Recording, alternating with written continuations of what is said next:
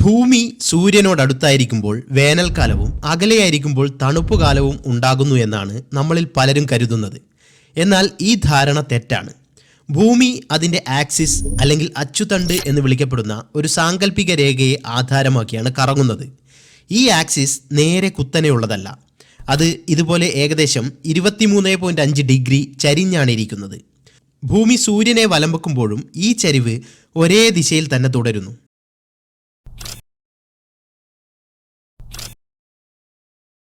ഇത് ഭൂമിയുടെ north Paul, ഇത് സൗത്ത് പോൾ.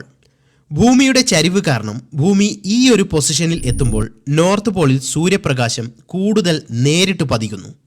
ഒരേ അളവിലുള്ള സൺലൈറ്റ് ഒരു ചെറിയ ഭാഗത്ത് കേന്ദ്രീകരിക്കപ്പെടുന്നു. പകൽ സമയം കൂടുതലായതിനാൽ സൂര്യൻ കൂടുതൽ മണിക്കൂറുകൾ ഉപരിതലത്തെ ചൂടാക്കുന്നു.